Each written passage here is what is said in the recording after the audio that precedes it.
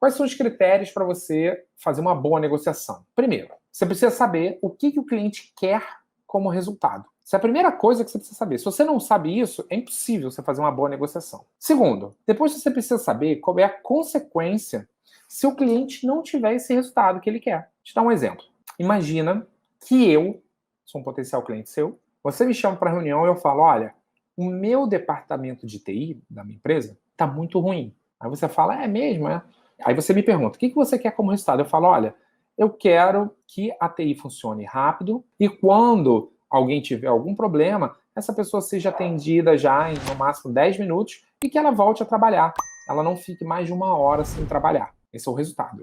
Imagina que eu digo isso, você ouviu. Aí depois você vai entender qual é o passo 2, qual é a consequência se eu não tiver o resultado. E aí você vai perguntar para mim, beleza, mas e hoje? Como é que você tá? Eu falo, hoje tá demorando muito, as pessoas estão parando e a TI tá mal atendida, sabe? Tá tudo muito lento e tal. E aí você vai perguntar, tá bom, se você não resolver isso pelas próximas semanas, o que acontece? Eu posso virar e falar, olha, eu tô perdendo dinheiro, ou então não tô conseguindo faturar, ou então tá chegando pedido para mim, sei lá, chegam 10 pedidos para executar o serviço, certo? Eu só estou conseguindo atender 5. Então, eu estou perdendo dinheiro. Na verdade, nem perdendo, né? Eu estou deixando de ganhar dinheiro. Porque tem cliente querendo comprar, mas eu não estou conseguindo entregar. Então, eu preciso de mais eficiência. Então, você sabe que, cara, a minha consequência de eu não ter esse resultado é alta, né? Agora, imagina que eu dou uma resposta do tipo, olha, se continuar, eu até consigo, cara, conviver mais um tempinho assim, não estou perdendo dinheiro nem nada. Eu só estou querendo fazer isso mesmo, essa melhoria na TI, porque eu acho que dá para melhorar. Entendeu? E aí você fala, tá, tudo bem, mas hoje está muito lento e tal. Mas essas pessoas trabalhando lento, isso não impacta, não prejudica de alguma forma? E eu viro e falo, não prejudica não, cara. O volume aqui de trabalho é muito pouco. Então dá para as pessoas trabalharem e fazer tudo. Ou seja, você descobriu que a minha consequência, nesse exemplo, não é algo tão importante. Então você precisa saber disso. Você tem que fazer a pergunta, você tem que identificar qual é a consequência se ele não tiver o resultado.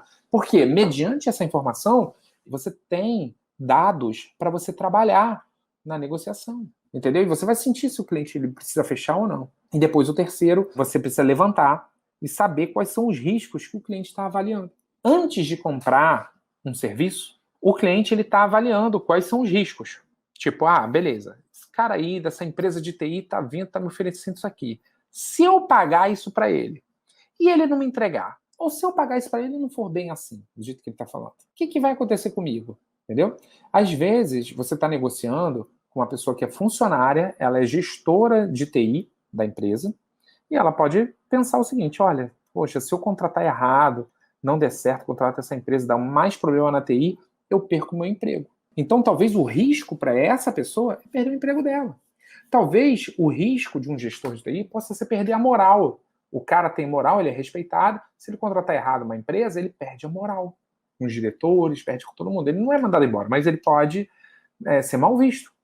E aí é o risco que ele corre. Às vezes você está negociando com um dono de uma pequena ou média empresa e o dono está lá conversando com você, ele quer saber qual é a proposta, você dá a proposta. Qual é o risco que às vezes o dono está pensando? Cara, eu vou pagar esse cara, mas se esse cara não me entregar, eu perco esse dinheiro. Né? Às vezes é o risco que ele está avaliando. Às vezes o dono está pensando o seguinte, olha, eu preciso resolver isso em 5 dias. Caraca, eu tô com esse risco, esse cara tá me dando a proposta aqui. Cara, mas se ele não resolver isso aqui em 5 dias, cara, ferrou. Ou seja, cada cliente, né, ele está avaliando um risco antes de assinar. E as pessoas, elas têm riscos diferentes.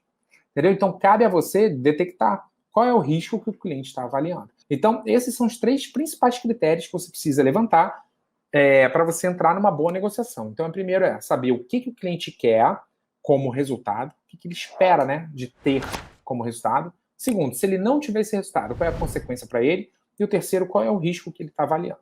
Vamos lá, para uma prática aqui de como você vai fazer para negociar bem. Primeiro, você deve conversar com o cliente que é responsável por comprar.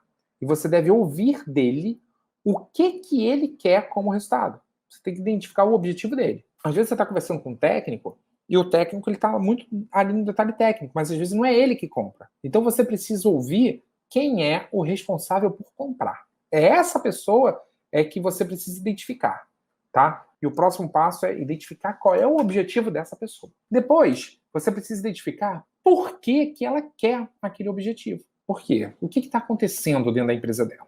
Isso, olha, que eu não estou nem falando da negociação, estou falando de etapas anteriores. Então, para você negociar bem, você primeiro deve colher informação para falar as coisas certas. Vamos lá, recapitulando. Você vai identificar quem é o cliente responsável por comprar. Depois você vai identificar quais são os objetivos desse cliente. Por que ele precisa disso? Por quê? Se ele não fizer isso agora, o que acontece? Por que isso é importante para ele?